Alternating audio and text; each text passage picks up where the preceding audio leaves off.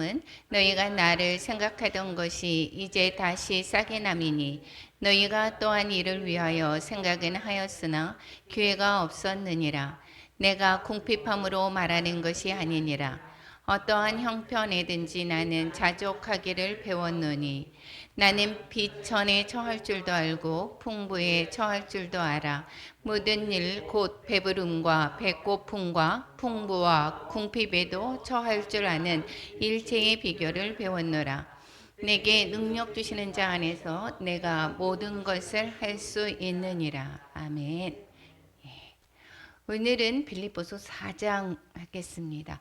빌립보서 4장의 제목은 예수 능력의 삶이라는 것입니다. 조금 전에 본문을 읽었었죠. 내게 능력 주시는 자 안에서 모든 것을 할 수 있느니라. 사도 바울의 고백이 바로 우리의 고백이 되기를 축원합니다. 우리 빌립보서 다시 한번 보게 되면 빌립보서 4장까지 있죠. 4장에서 이렇게 기록 목적은 무엇이냐?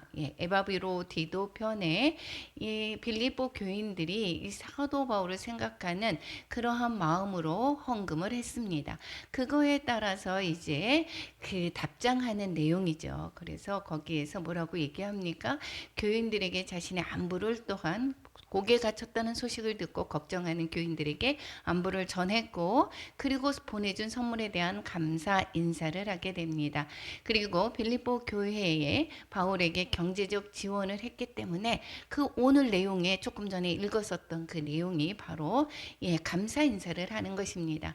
또 두 여인에게 이제 화해하기를 권면하는 내용이 있습니다. 빌립보에서 분열이 되었던 것을 볼 수가 있게 되겠죠. 그리고 기록 목적에서 3장에서 거짓 유대인들의 그 잘못된 가르침에서 조심하라, 즉 거짓 교사들을 삼가라라고 하는 내용을 담고 있는 것을 볼 수가 있습니다. 그래서 이 빌립보 교회는 로마에 있는 이 지금 사도 바울이 10년 전쯤에 세웠습니다. 그럼에도 불구하고 이 빌립보 교회는 이 사도 바울이 가는 곳곳마다 헌금을 하며 또한 이 복음을 듣고 나서부터 계속해서 지원을 하는 그러한 교회가 바로 이 빌립보 교회입니다. 빌립보 교회는 다른 교회와 다름없이 거기에서도 또한 유대주의자들로 인해서 혼란 가운데 있었던 것을 또한 볼 수가 있게 되겠죠. 이 빌립보서는 기쁨의 서신이라고 얘기를 했습니다. 옥중에서 있으면서 그 어려운 환경 속에서도 기뻐하라라고 하는 내용이 있다라고 이야기를 했습니다. 다시 한번 1장, 2장, 3장, 4장 어떠한 내용을 담고 있는지 한번 기억하시기 바랍니다.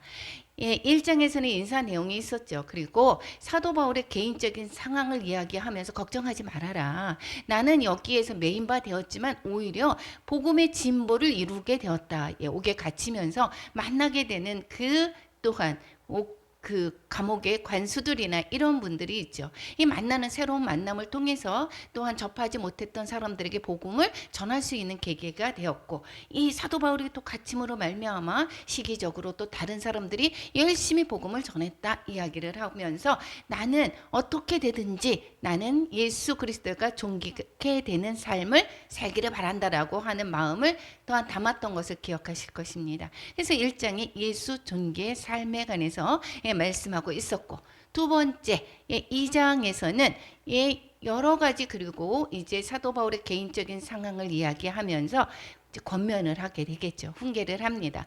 그것이 1장 27절부터 2장 18절까지 어떠한 권면을 하고 있습니까? 복음에 합당하게 생활하라 이야기를 하고 예수의 마음을 품으라 라고 하는 것입니다. 그래서 2장에서는 예수 마음의 삶을 이야기를 하고 있습니다. 그리고 믿음으로 복종하고 구원을 이루라 라고 하고 있고, 동역자들의 소식, 특히 디모데와 에바브로 디도를 이야기를 하고 있습니다. 3장에서는 이제 예수 지식의 삶에 관해서 이야기를 하고 있죠. 예수 나는 그 어떠한 유대인들을 유대주의자들을 조심해라. 유대주의자들 삼가라 이야기를 하고 있고, 내 자신의 삶은 정말 유대주의자 중에서도 정말 극한 그 유대주의에서 였었는데 나는 그것을 배설물로 여겼다 이야기를 하고 있습니다. 그래서 어떻게 된다 이야기했습니까? 나는 예수를 쫓아가는 삶, 즉 그러면서 나는 그 옛된 것을 다 버리고 이제 예수 지식의 삶을 살기를 바란다 이야기를 하면서 나를 본받으라라고 이야기를 하는 것이 바로 3장의 내용입니다. 즉 예수 지식의 삶이 최고의 가치다라고 이야기를 하는 거죠.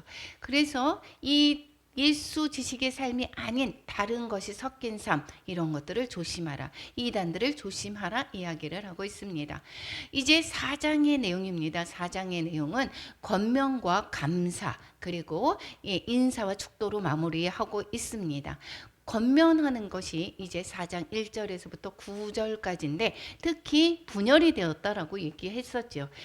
요디아와 순두개를 권하노니 두 마음이 합하라라고 이야기를 했습니다. 그래서 주 안에서 서라 이야기를 하면서 두 여인에 관해서 분열된 것을 하나가 되라라고 하는 말씀을 하고 있고 그 다음에 받은 선물에 대해서 감사하는 그러한 삶을 이야기를 하고 있습니다. 감사하고 있는데 이제 그 물질을 보내줬지만 그 물질 때문에 감사하는 것이 아니라 그 사람이 보내는 마음이 감사하다라는 이야기를 하고 있습니다. 나는 돈이 없어도 살 수 있다라는 이야기죠. 왜냐? 나는 어떠한 형편에 처하든지 모든 것을 다 일체의 비교를 배웠다 이야기를 하고 있고 그리고 무엇이라고 있겠습니까? 이것은 예수 그리스도 능력 주시는 자 안에서 내가 모든 것을 할 수 있다라고 하는 예수 능력의 삶에 관해서 말씀하고 있습니다. 그리고 결론으로 마지막 인사와 축도를 하고 있습니다. 이것이 이 빌립보서의 전체적인 내용입니다. 우리 4장을 다시 한번 차근차근 한번 보겠습니다. 4장 1절에서 9절까지 권면이라고 얘기했습니다. 뭐라고 얘기하는가 이야기를 해봅시다. 1절부터 9절까지 먼저 인사를 하는데 사모하는 형제들아 이렇게 이야기를 하고 있습니다. 형제는 이 사도 바울은 육신적인 형제가 있기는 하겠죠. 그런데 결혼을 하지 않았기 때문에 자녀는 없습니다. 육신적인 형제가 있지만 이 사도 바울은 그 육신적인 형제를 넘어서 주 안에서 이 모든 사람들을 형제라고 이야기를 하고 있습니다. 그래서 사랑하고 사모하는 형제들이라 이렇게 이야기를 하고 있습니다. 그들은 바로 나의 기쁨이고 면류관이다라고 이야기를 합니다. 그래서 이것을 볼 때 예수님의 말씀이 기억나죠. 누구든지 하늘에 계신 내 아버지의 뜻대로 하는 자가 내 형제고 자매고 어머니다 이야기를 했던 것을 기억하실 것입니다. 그래서 우리 복음 안에서 있는 자들은 이 사람들은 영적인 가족인 것입니다. 이것이 계속해서 예배소서에서도 말씀하고 있고 그리고 여기 그 골로새서에서도 말씀하고 있는 거죠. 에베소서에는 이 머리가 하나가 됐고 이 밑에가 다 지체다. 우리 교회가 바로 이 한 가족이다라고 이야기하지 않았습니까?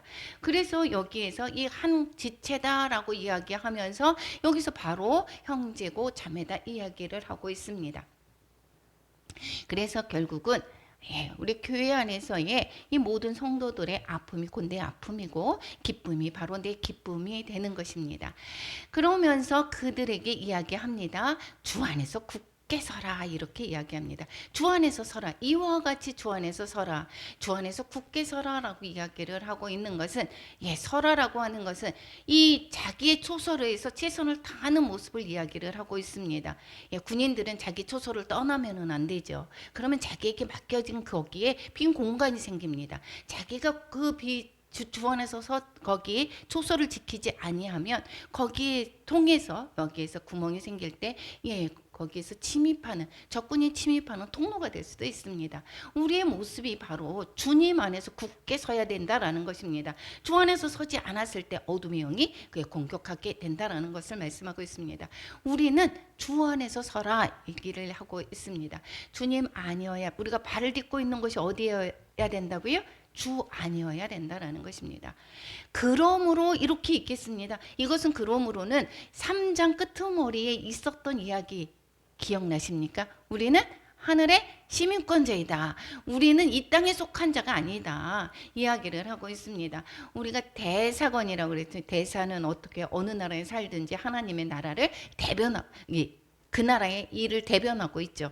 한국의 대사다, 이렇게 외교관이다, 이렇게 얘기를 하면 어떻게 돼요? 한국을 외국에서 대변하고 있습니다. 어떤 다른 나라에 살고 있지만 한국 사람의 시민권을 가지고 한국을 대표하고 있습니다. 우리는 하늘의 시민권자이고 우리는 하늘에서 하늘의 그 대사가 마찬가지입니다. 그러면 우리는 하늘에 속한 그 대사, 어떠한 하늘의 시민권자로서의 삶을 우리 이 삶 가운데 나타내야 되고, 하늘의 이익을 위해서 우리는 삶을 살아야 된다라는 것입니다. 그래서 먼저 그 나라와 그 의를 구하라라고 하는 것이 바로 하늘의 시민권자의 그 또한 자세인 것을 우리는 알 수가 있습니다. 이 3장 끄트머리에서 시민권은 하늘에 있는지라 이야기를 했습니다. 우리가 땅에 있지만 다른 나라에 있다라고 해서 이 외교관이 그 나라 사람이 아니죠. 우리 한국 사람이 외국의 대사관으로 있습니다. 그 나라 사람이 아니듯이 우리도 마찬가지입니다. 우리는 하늘의 시민권자이고 이 땅에 사는 것은 하늘의 보내심을 받은 사람이다라고 생각을 하시면 될 것입니다. 그래서 우리는 하늘의 시민권자이다 이야기를 하고 있습니다. 그러므로 우리는 주 안에서 서라 이야기를 하는 것입니다. 그래서 우리가 이 땅에 있다고 해서 이 땅의 세상의 풍습대로 살지 말아라 이야기를 하는 것입니다. 주 안에 머물러 있다라고 하는 것은 그럼 무엇인가? 여기에서 단지 기도와 말씀만 계속해서 하고 말씀에 머무르는 것만이 아니라 기도도 결론은 행동으로 머물러 있어야 된다는 것, 실천적으로 행해야 된다는 것입니다. 말씀을 읽는 목적이 무엇입니까? 그 말씀대로 살려고 하는 것이죠. 말씀이 기억나서 그 말씀대로 행하는 것입니다. 그래서 실천적으로 머물러 있는 것을 말하고 있습니다. 그래서 우리가 주 안에 머물러 있는지 아닌지는 어떻게 알까? 평안입니다. 평안, 바로. 그래서 어떠한 사건과 우리가 어떠한 그 환경이 있습니다. 그 안에서 우리가 평안하다라고 하는 것은 믿는 자 안에 계신 성령 안에서 있을 때에, 성령께서 머물러 있을 때는 평안과 확신을 주기 때문에 우리가 평안합니다. 그렇지 않은 경우에는 우리가 주 안에서 떠날 때는 근심인 것입니다. 왜냐? 그 환경과 상황이 나를 어떻게 해요? 삼킵니다. 그 상황이 나를 집어삼킵니다. 주님을 떠났을 때는 그 주님으로 인하여서 그 상황에 넘어갈 것을 우리가 확신하기 때문에 어떠한 상황이 나를 침범하지 못합니다. 그렇기 때문에 우리는 주 안에 머물러 있다라고 하는 경우에는 어떠한 상황 속에서도 평안하다라고 하는 것을 보면 내가 주 안에 있구나라는 것을 알 수가 있게 되겠습니다. 그러면서 주 안에서 뭐라고요? 서라 하면서 본격적으로 이야기를 합니다. 유오디아와 또한 순두개를 권하노니 주 안에서 같은 마음을 품으라 이야기를 합니다. 우리가 하나가 될 수 있는 비결은 내 생각대로, 결혼해서 우리는 싸우지 않았어요 라고 얘기합니다. 그것은 바람직한 태도가 아닌 것입니다. 물론 주 안에서 하나가 돼서 싸우지 않았다, 이것은 정말 두말할 필요도 없이 바람직한 것이지만, 어떠한 사람에 통해서 여기에서 거기에서 비율을 맞추고 종로로 타고 이렇게 돼서 우리는 싸우지 않고 평안했습니다 라고 한다라고 하면, 어떠한 사람들은 어떻게 돼요? 한 사람은 여기에서는 종로로 타고 평안할 수가 없죠. 그것이 아닙니다. 여기에서 가정이 하나가 되는 것은 예수 그리스도 안에서 하나가 되는 거고, 교회도 또 우리가 우리의 어떠한 사람의 목적대로 거기에서 맞춰주는 것으로 인해서 평화가 있는 것이 아니라 예수 그리스도 안에서 같은 마음을 품을 때 하나가 될 수 있는 것입니다. 그래서 내 말대로 따라야지 이것은 아닌 것입니다. 그래서 유오디아와 순두개를 여기에서 보면 이 이름의 뜻으로 보면 한 사람은 헬라파 유대인이고 한 사람은 또 유대파 그리스도인인 것을 알 수가 있습니다. 그렇기 때문에 이들은 사고가 다른 것입니다. 우리가 문화가 다를 때에 어떻게 되죠? 생각이 다릅니다. 결혼했을 때 왜 잘 싸울까요? 자라온 환경이 다르기 때문에 누가 옳고 그르고를 떠나서 그러면서 서로 그럴 때 우리가 싸움이 일어납니다. 그래서 우리가 다름을 인정하고, 그리고 우리는 어디에서 그러니까 저 사람의 말에 맞춰주는 것이 아니라 예수 그리스도 안에 하나가 돼야지만이 우리는 평화를 이룰 수가 있다라는 것입니다. 그러니까 유오디아와 순두계에게 이야기합니다. 주 안에서 같은 마음을 품어라 이야기를 합니다. 그러기 전에 2장에서 이야기를 했었죠. 마음을 같이 하라 권면했을 때 어떻게 했습니까? 마음을 같이 하여 같은 사랑을 가지고 뜻을 합하여 한 마음을 품어 이렇게 먼저 모든 사람 빌립보에 있는 교인들에게 먼저 권면을 하고 뒤에 이렇게 부드럽게 유오디아와 순두계에게 이야기를 하고 있습니다. 마음을 같이 하라 이야기를 하고 있습니다. 뜻을 합하고 한 마음을 품어라. 그것은 겸손한 마음이고 남을 낮게 여기는 마음이고 각각 다른 사람들의 일을 돌보고 그리스도 예수의 마음을 품는 것을 말씀하고 있었습니다.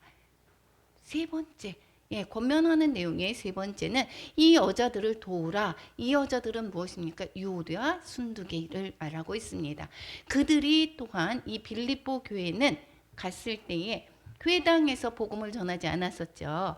여기는 유대인의 회당이 이것이 리틀 로마라고 했습니다. 작은 로마라고 해서 여기에서 그 로마에서 다 떠나라고 해서 남자들을 다 이 로마에서 다 떠나게 했었던 그 사건의 글라우디오 황제 때에 그 사건으로 인해서 이 빌립보에 있는 사람들이 떠난 건지 아니면 여기에 남자들이 살지 않았던 건지는 모르지만 아마 떠났을 확률이 많습니다. 왜냐하면 여자들이 있는 것으로 봤을 때 유대인들이 거기에서도 살았을 것으로 보고 있습니다. 그런데 거기에 남자들이 없기 때문에 강변에 가서 거기에서 누구를 만났습니까?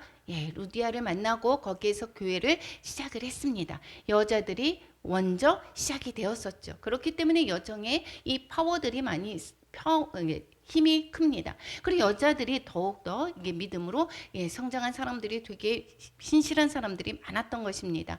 그래서 보니까 참으로 나와 멍에를 같이 한 내게 구하노니 이들은 아마 빌립보 교회인들일 것입니다. 그리고 복음에 나와 힘쓰던 유오디아 순두계가 그냥 믿음이 없었던 사람이 아니라 서로 열심히 했었던 것인데 이 서로 다른 관점으로 열심히 했었던 것을 볼 수가 있습니다. 그래서 그들은 어떻게 있다? 생명책에 있다라고 이야기를 하고 있습니다. 그들을 저렇게 분열된 상태로 두지를 말고 또 어떻게 했냐? 그들을 도우라. 그리고 뿐만 아니라 글레멘드와 그 외의 나의 동역자들을 도우라라고 말씀하고 있습니다. 우리가 서로의 교회 안에서의 어떠한 부분 한 사람 한 사람의 어려움이 있다 아니면 어떠한 그런 공경에 처해 있을 때 그런 것을 우리는 외면하는 것이 아니라 바로 도와야 되고 한 형제이기 때문에 우리는 그 마음을 같이 나누어야 되는 것입니다. 그리고 또 네 번째 항상 기뻐하라 이야기를 하고 있습니다. 주 안에서 우리가 기쁨은 돈이 많으면 기뻐질 것 같죠. 그리고 우리가 높은 또 한 벼슬을 했거나 또 내가 또 좋은 일이 생겼으면 기뻐할 것 같지만 이 지금 상황은 이 사도 바울은 어디에 있습니까? 감옥에 있다라고 얘기를 했습니다. 감옥에 있는데도 불구하고 주 안에서 항상 기뻐하라 이야기를 하면서 다시 말하노니 기뻐하라라고 강조를 하고 있습니다. 주 안에서 기뻐할 수 있는, 여기서 기뻐하는 것은 어떠한 상황 때문에 기뻐하는 것이 아니라 주 안에서 기뻐하라라고 이야기를 하고 있습니다.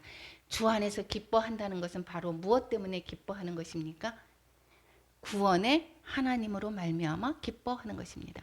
내가 구원받은 자인 것으로 인해서 기뻐하는 것입니다. 하박국에서 그래서라고 얘기했습니다. 뭐라고 얘기합니까? 내 상황 때문에 기뻐하는 것이 아니다라고 얘기합니다. 무화과 나무가 무성하지 못하고 포도나무가 열매가 없고 감람나무에 소출이 없고 밭에 먹을 것이 없고 우리의 양이 없고 외양간에 소가 없을지라도 누구로 말미암아? 여호와로 말미암아 즐거워하며 나의 구원의 하나님으로 말미암아 기뻐하리로다. 우리의 기쁨은 주 안에서 주 안에서 진정한 기쁨을 우리가 누릴 수 있는 것입니다. 나는 무엇으로 기뻐하고 있습니까? 나는 무엇으로? 우리가 어떤 마음 것입니까? 나를 욕하고 박해하고 거짓으로 너희를 거슬러 모든 악한 말을 할 때에는 너희에게 복이 있다. 기뻐하고 즐거워하라. 이야기를 합니다. 우리는 지금 땅에서의 그러한 우리가 시민권이 하늘에 있다라고 했습니다. 그럼에도 여기에서의 내가 박해를 받는데도 왜 어떻게 즐거워할 수 있습니까? 하늘에 상급이 쌓이기 때문에, 우리의 하늘에 상이 쌓이기 때문에, 그래서 기뻐할 수 있다라는 것입니다. 우리의 시민권이 하늘에 있다라는 것입니다. 그래서 기뻐하고 즐거워할 수 있는 그 이유가 무엇이냐? 우리는 구원받은 자이고, 그리고 우리의 하늘에 상이 쌓이기 때문에, 그래서 기뻐할 수 있다라는 것입니다. 그래서 주 안에서 기뻐하는 것입니다. 하나님이 우리 마음에 두신 기쁨을 빼앗기지 말아야 될 것입니다. 예, 데살로니가 전서에서도 뭐라고 얘기합니까? 항상 기뻐하라라고 이야기를 하고 있습니다. 쉬지 말고 기도하고 범사에 감사하라 얘기를 하고 있습니다. 우리가 어려운 상황을 만났습니다. 이것이 기뻐할 수가 없습니다. 그런데 우리가 하나님께 다가가고 하나님께서 이루실 것을 믿는 것이 바로 기도입니다. 하나님께 그 문제를 맡기는 것이 바로 기도입니다. 그리고 나는 평안할 수가 있는 것이죠. 그리고 범사에 감사하라. 그 기도가 응답해 주실 것을 믿고, 하나님께서 그 문제의 해결함을 믿고, 내 모든 것을 주님께서 바른 길로 인도하실 것을 믿기 때문에 감사할 수 있는 것입니다. 그 결말을 우리는 알기 때문에 지금 문제를 보는 것이 아니라 이 주님께 나아가서 주님께 기도했을 때 그 결말을 우리는 알기 때문에 감사할 수가 있는 것입니다. 그래서 항상 기뻐할 수 있다라는 것을 말씀하고 있습니다. 이것이 하나님의 뜻이다라는 것이고, 하늘의 시민권자의 그리 사는 그러한 삶이다라고 말씀하고 있습니다. 다섯 번째, 너의 관용을 모든 사람에게 알게 하라라고 이야기하고 있습니다. 우리의 관용은 무엇입니까? 남의 잘못을 너그럽게 받아들이거나 용서하는 것입니다. 그런데 주 안에서 산다라고 얘기하면서 세상 사람들과 별반 다를 것 없이 너무 욕심부리고 자기 것을 이기주의 삶을 산다라고 하면 이 모든 사람이 알 수가 없습니다. 계속해서 이야기합니다. 여기에서 우리의 삶을 누구라고 얘기했습니까? 기준. 사도 바울은 자신을 본받으라고 이야기를 했었죠. 자신을 본받으라고 얘기했는데, 이 사도 바울은 누구를 본받았다라고 얘기합니까? 예수님을 본받았습니다. 그 기준이 되는 삶 지난번에 얘기했습니다. 그러면 뒤가 그 사도 바울을 보고 배웁니다. 그러면 또 다른 사람은 어떻게 배웁니까? 나를 보고 배웁니다. 그렇기 때문에 나의 관용, 우리의 관용을 모든 사람이 알게 해서 예수 그리스도가 믿는 것이 어떠한 것인가를 그들에게 보여줘야 되는 것이고, 나로 말미암아 예수 그리스도를 나타내야 되는 것입니다. 뒤에 기준했을 때에 뒤에 사람들이 줄을 맞추는 것은 그 기준 앞에 사람이 보이지 않습니다. 바로 맨 앞에 기준이라고 섰던 맨 앞에 사람이 보이는 것이 아니라 바로 등 뒤에 내 바로 앞에 사람이 보였을 때 그 사람을 맞추어서 내가 줄을 서는 것처럼 나를 통해서 내 주변에 옆에 사람이 예수님을 보게 됩니다. 그렇기 때문에 모든 사람에게 알게 하라라고 이야기를 하고 있습니다. 우리가 서로 다투지 말고 용서해야만이 주님께서 오실 때 우리를 용서해 주십니다. 우리는 용서도 하지도 않으면서 저 사람은 저것은 용서할 수가 없어. 정말 상처가 큰 상처들, 내게 정말 큰 피해를 줬으면은 용서하기가 쉽지 않습니다. 그럼에도 불구하고 우리는 이 주님께 맡기는 것입니다. 나의 짐을 주님께 맡기는 것이고, 그것을 결과를 내가 하는 것이 아닙니다. 그렇기 때문에 우리가 용서하고 또 사랑하는 모습을, 그런 것을 우리 모든 사람에게, 우리 주변의 사람들에게 보이라라고 말씀하고 있습니다. 이것이 빌립보 교회에 하는 것으로 그치는 것이 아니라 바로 나에게 말씀하고 있구나라고 지금 느껴야 되는 것입니다.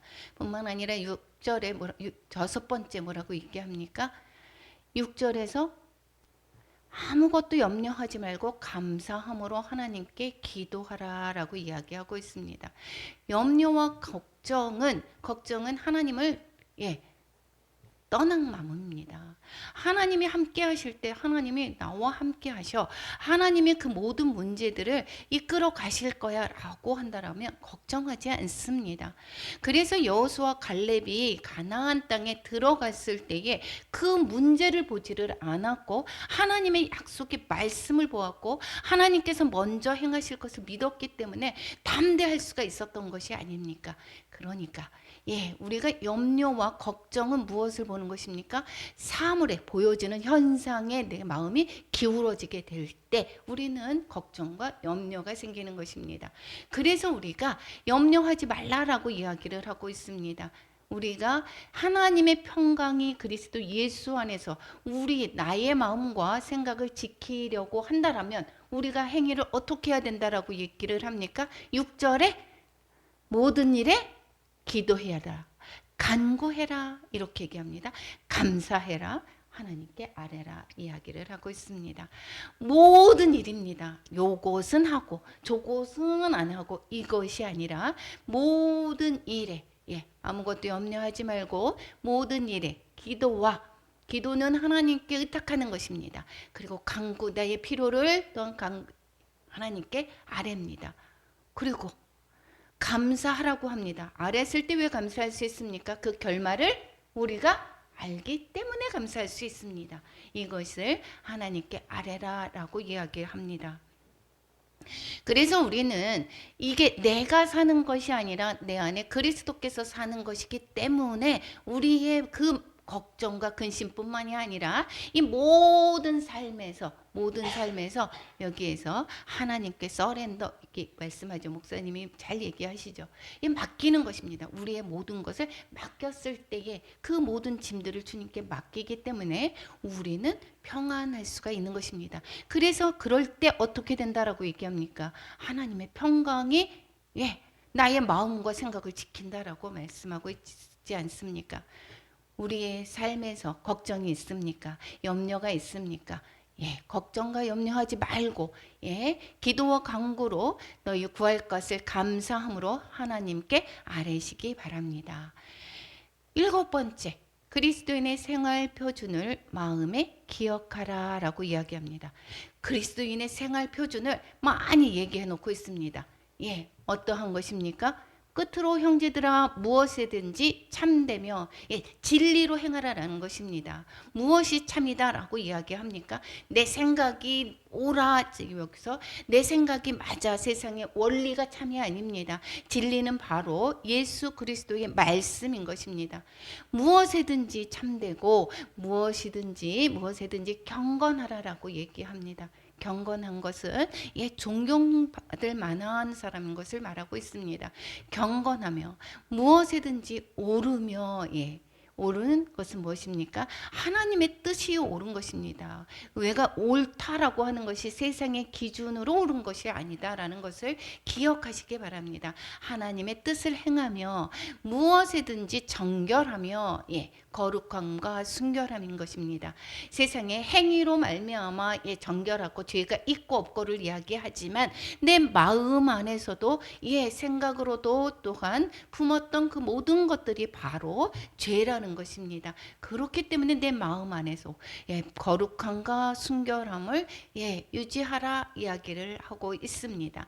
무엇이든지 사랑받을 만하며 무엇이든지 칭찬받을 만하며 무엇이든지 덕을 있든지 무슨 덕이 있든지 도덕적인 올바른 성품을 말씀하고 있고 또한 무슨 기름 진실한 마음으로 칭찬과 격려가 있든지 이것을 이야기합니다. 이것들을 생각하라, 마음에 기억하라 라는 것입니다. 우리가 세상의 기준과 세상의 그 바라는 대로 우리가 마음을 쓴다라고 하면 하나님의 생각이 전혀 들어오지 않습니다. 하나님의 말씀이 들어오지 않습니다. 세상을 사는데 하나님의 말씀으로 살 때는 내가 손해보는 것 같고 내가 어리숙한 것 같고 내가 바보 같은 느낌이 듭니다. 그렇지만 이것이 바로 하나님의 말씀 안에서 사는 것입니다. 이것은 우리가 모든 것을 다 아시는 하나님이 나를 보시고 계시고 이웃을 옆에 사람을 속일 수는 있습니다. 그렇지만 머릿돌 하나 까지도 세시는 하나님을 속일 수는 없습니다. 그래서 이 내 마음이 어디에 있는지 무엇을 주님을 앞에 대하는 그러한 마음으로 우리의 그 생활을 그리스도인의 생활을 해야 될 것입니다. 이것은 바로 내 생각과 내 뜻대로 할 때는 되지가 않습니다. 예수 그리스도께 맡기고 내가 죽고 주님으로 살 때 이러한 그리스도인의 생활을 할 수가 있게 되겠죠. 뿐만 아니라 배우고 받고 듣고 본바를 행하라 이야기를 하고 있습니다. 무엇을 가르쳤을까요? 사도 바울이 내가 죽고 주님으로 사는 것을 가르쳤습니다. 예수 그리스도의 진리를 가르쳤습니다. 그것은 예수님을 마음을 본받으라 라는 말씀과 똑같고 나를 본받으라 라고 얘기했던 그 말씀과 똑같습니다. 내게 배우고 받고 듣고 본바, 바로 예수 그리스도의 진리 안에서 내가 죽고 주님으로 살아가는 그러한 대로 행하라 라고 이야기를 하고 있는 것입니다. 주 안에서 서라 이야기를 하는 거 계속해서 이야기를 했겠죠. 예수 그리스도의 마음을 본받으라. 이야기가 이 모든 것들을 가르친 대로 행하라 라고 이야기를 하고 있습니다. 그리하면 평강의 하나님이 너희와 함께 계시리라 이야기를 하고 있습니다. 우리가 세상적으로 행합니다.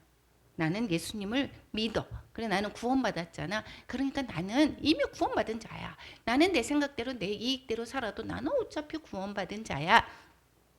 이렇게 해서 세상의 사람들과 별반 다름없는 생활을 했을 때에 그랬을 때는 내가 그렇게 해서 뭐라고 했겠습니까? 평강의 하나님이 나의 마음을 지키지 않습니다. 왜냐? 죄와 연관된 때는 어둠의 영들이 나에게 공격하는 권한이 있습니다. 그래서 이 죄 가운데서 우리는 벗어나야 되는 것이고 그렇기 때문에 계속해서 이야기를 합니다. 그렇게 내가 배우고 내게 배우고 받고 듣고 본 바를 행하라라고 이야기를 하고 있죠. 그래야 할 때 평강의 하나님이 너희와 함께 계신다라고 이야기를 하고 있습니다. 뿐만 아니라 이제 10절에서부터 20절까지의 내용은 이제 받은 선물에 대한 감사 인사를 하고 있습니다. 받은 선물에 대해서 이거 받은 선물은 후원금을 보냈겠죠. 그래서 여기에서 나는 내게 능력 주시는 자 안에서 모든 것을 할 수 있느니라 우리가 유명한 그 말씀을 사도 바울이 고백하고 있는 것이 이 문장입니다. 문단입니다. 이제 10절부터 20절까지 정말 내가 또 크게 기뻐하는 것이 있는데 그것이 무엇이냐? 너희가 나를 생각하던 것이 이제 다시 싹이 났다. 왜 다시 싹이 났다라고 했습니까? 계속해서 후원을 보냈는데 기회가 없었습니다. 왜 그랬을까요? 사도 바울이 예루살렘에서 거기에서 고개 갇히게 되지 않았습니까? 그래서 이제 거기에서 아마 중단이 되었었던 것 같습니다. 그리고 나서 이제 이 로마에까지 왔습니다. 그 사이에 이 예루살렘에서 잡혀서 거기 한 2년 정도 있었고 그리고 왔을 때에 그 중간에 공백이 있었을 것입니다.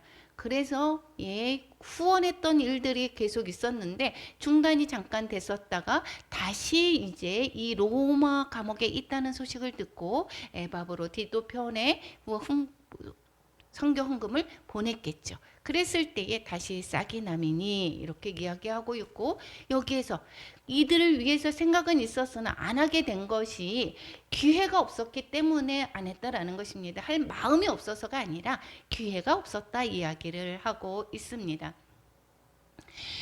여기에서 사도 바울은 어떻게 생활을 했습니까? 고린도후서에서도 보면 계속해서 다른 데서도 보면 다른 데 바로 갔을 때 데살로니카 또 그 다음에 고린도 이렇게 빌립보서를 지나서 빌립보 교회를 지나서 갔을 때 자비량 선교를 했습니다. 그럴 때마다 여기서는 빌립보에서는 그래도 이 빌립보 교회를 떠났음에도 불구하고 계속해서 후원을 한 것을 볼 수가 있습니다. 비용이 부족하였을 때 아무에게도 누를 끼치지 아니하였으면 마게도냐에서 온 형제들이 나의 부족한 것을 보충하였습니다. 거기 또한 데살로니카에서도 보충하였고 고린도 교회에서도 그렇고 그리고 예루살렘을 돕는 헌금도 풍성하게 했던 것을 우리가 볼 수가 있습니다. 내가 궁핍함으로만 하는 것이 아니라 너희들이 이제 싹이 나서 나한테 보냈는데 그 돈 때문에 내가 그것 때문에 기뻐하는 것이 아니라 내가 궁핍해서 그 돈을 받고 내가 정말 기뻤다 이야기하는 것이 아니다 이야기를 합니다. 어떠한 내가 궁핍 어렵지만 돈이 없어도 나는 어떠한 형편이든지 나는 자족하기를 배웠노니 이렇게 얘기합니다. 물질에 상관없이 만족하는 것을 배웠다라는 것입니다. 우리가 물질이 많고 적금에 관해서 그래서 행불행이 있는 것이 아닙니다. 내가 만약에 돈이 많은 사람처럼 돈이 없는데도 불구하고 그 삶을 내가 바라보고 그 삶을 만족하지, 이 지금의 삶에 만족하지 못한다라고 하면 불행하게 되겠죠. 그렇지만 내가 주신 거에서 내가 만족하며 내가 쓸 수 있고 그렇게 한다면 이게 불행한 것이 아닙니다. 마찬가지로 이 사도 바울은 어떠한 형편이든지 물질에 관해 상관없이 그 상태에 맞게 나는 생활하는 것을 배웠다 이야기를 하고 있습니다. 왜 어떻게 자족할 수 있었느냐 이야기를 하고 있습니다. 12절과 13절에서 보면 나는 비천에 처할 줄도 알고 풍부에 처할 줄도 알고 또한 모든 일 곧 배부름과 배고픔과 풍부와 궁핍에도 처할 줄 아는 일체의 비교를 배웠다 이야기를 하고 있습니다. 어떻게 배웠다고 이야기합니까? 예수 그리스도 안에서 능력 주시는 자 안에서 내가 모든 것을 할 수 있게 되었다 이야기를 하고 있습니다. 자족할 수 있는 원인이 무엇이냐? 능력을 주시는 자로 인해서 모든 일에 흔들리지 않을 수 있었다 이야기를 하는 것입니다.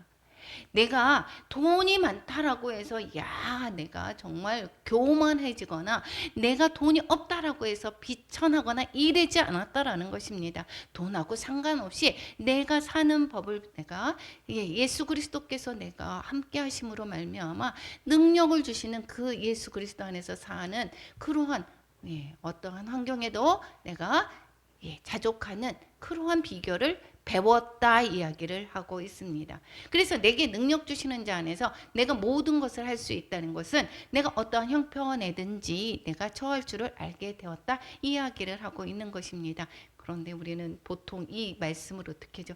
내가 능력 주시는 자 안에서 내가 모든 것을 할 수 있어. 그리고 불가능한 그러한 목표를 세워놓고 그리고 나서 주님께서 내가 함께 하시면 모든 것을 할 수 있다라고 이야기를 해서 그렇게 사용을 하는 것은 이건 잘못된 그러한 적용이 되겠죠. 주님께서는 내가 어떠한 상황 속에 있었던 이 상황에 주님이 함께 하실 때에 나는 그러한 것을 잘 넘어갈 수 있는 것입니다. 그래서 내가 이 행복과 불행 그리고 기뻐하고 슬퍼하는 것은 이 상황에 않은 것이라는 것을 알 수가 있습니다. 주님이 함께 하실 때에 그래서 어떤 상황 속에서도 내가 기뻐할 수 있는 것이다라는 것을 말씀하고 있고 그러므로 말미암아 이 지금 사도 바울이 감옥에 있음에도 불구하고 기뻐할 수가 있는 것입니다. 왜 그렇습니까? 자족하는 것을 배웠기 때문이다라는 것입니다. 그래서 사도 바울이 크게 기뻐하는 이유는 돈을 보내와서 내가 부족했는데 돈이 생겨서 기뻐한 것이 아니라 여기에서 뭐라고 얘기합니까? 14절에 그러나 너희가 내 괴로움에 함께 참여하였으니 잘하였도다 이렇게 얘기합니다. 이것은 복음을 전하다가 당하는 어려움에 동참했다라는 것입니다. 어떻게 동참했습니까? 헌금을 동참한 것입니다. 즉 빌립보 교인들의 헌금 때문이 아니라 헌금을 드리는 그들의 헌신 때문에 기뻐했다라는 것입니다. 그만큼 믿음이 성숙했다라는 것을 보면서 기뻐했다라는 것입니다. 그 빌립보 교인들의 그 마음을 보고 기뻐했다라는 것이지 그 돈의 액수로 인해서 기뻐했다라는 것이 아니다라는 것입니다. 여기에서 볼 때에 빌립보 교회 이 헌신을 보면 다른 성경에서 내용에서 보면 어디에서 여기에서 15절 16절에 있을 때 보니까 여기 있습니까? 마게도냐를 떠날 때에 주고받는 내 일에 참여한 교회가 너희 외에 아무도 없었다 이야기를 하고 있습니다. 마게도냐를 떠났을 때에 주고받는 내 교회래. 이게 마게도냐를 떠나서 고린도로 갔을 때라도 여기에서 아무것도 없었다라고 얘기했습니다. 그리고 뿐만 아니라 마게도냐에 데살로니가에 있을 때에도 너희는 한 번뿐 아니라 두 번이나 나의 쓸 것을 보내었다. 이렇게 얘기합니다. 데살로니가에서 얼마나 있었죠? 기억나십니까? 3주 있었다고 했습니다. 3주 있었습니다. 3주 동안에도 두 번이나 보냈다 이야기를 하고 있습니다. 그러니까 이 빌립보 교회에서는 이 후원을 정말 잘했다라는 것을 볼 수가 있는 것입니다. 예, 그만큼 이 빌립보 교회의 헌신은 정말 열심히 했었던 것을 우리는 알 수가 있습니다. 이것은 사도 바울을 이제 이해했고 바울의 복음 사역을 돕기 위해서 계속 소식을 알리고 후원금까지 보냈던 그러한 곳이 이 빌립보 교회다라는 것입니다. 예. 그리고 그런데 이 원래 다른 교회에서는 어떻게 이 사도 바울을 평가했느냐? 오히려 뭐라고 얘기했느냐면 바울의 돈에 대해서 탐심 가지고 복음을 전한다고 비방합니다. 여기에서 뭐라고 얘기합니까? 데살로니가 2장 5절에서 보면 탐심의 탈을 쓰지 아니한 것을 하나님이 증언하시느니라. 데살로니가 교회에 고린도 교회에서 보내면서 이야기를 하는 것은 무슨 소리입니까? 이런 이야기를 했다는 것은 사도 바울이 탐심이 있어. 이런 이야기가 있었다라는 것을 볼 수가 있게 되겠죠. 또 뿐만 아니라 고린도 교회에서는 뭐라고 얘기하느냐면 교활한 자가 되어 너희를 속임수로 취하였다 하니 여기에서 이야기를 하고 있습니다. 그러면서 내가 디도를 권하고 함께한 형제들을 보내었으니 디도가 너희의 이득을 취하였더냐 아니면 우리가 동일한 성령으로 행하지 아니하였더냐 이렇게 이야기하는 것입니다. 그러니까 고린도 교회에서는 한마디로 디도를 이용해서 자신의 기금을 모으도록 자신을 위한 기금 예루살렘의 그 기금을 모으기 위해서 보냈던 것이 자신을 위한 기금을 모으도록 디도를 이용한다라고 하는 그러한 비난을 또한 받았던 것을 볼 수가 있습니다. 이렇게 오히려 이 헌금의 돈에 관해서 다른 교회에서 오히려 사도 바울을 비난했던 것과 달리 여기에서는 뭐라고 얘기했습니까?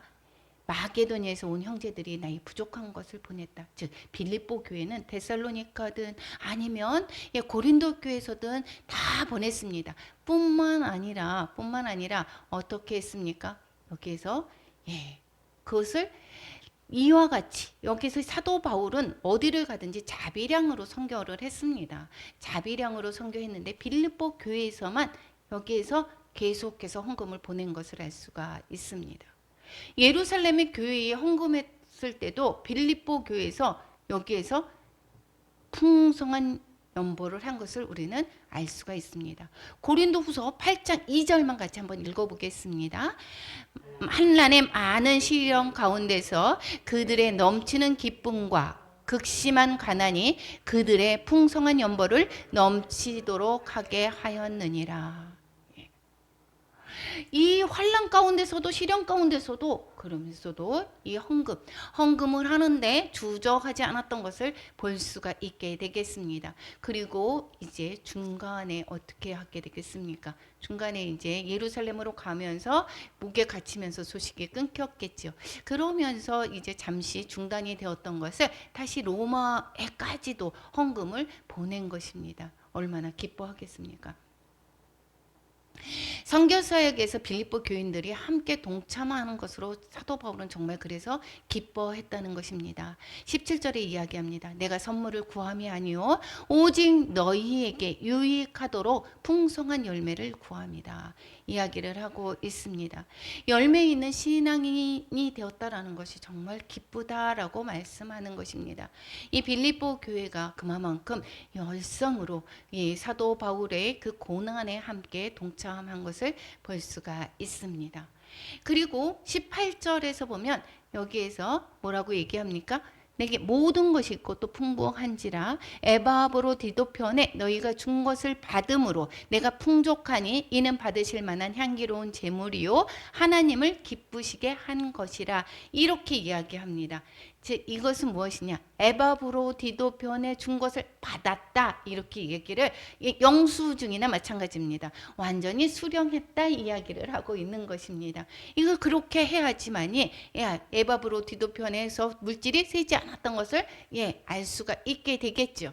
근데 뿐만 아니라 그런데 이것을 사도 바울이 받았는데 불구하고 여기에서 뭐라고 있겠습니까? 하나님을 기쁘게 한 거라고 얘기합니다.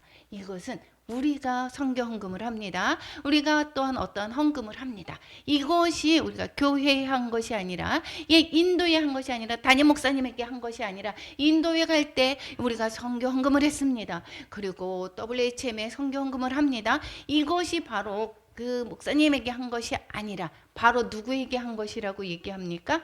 하나님을 기쁘게 하신 것이다 라고 이야기를 하고 있습니다. 그렇기 때문에 19절 이야기합니다. 뭐라고요?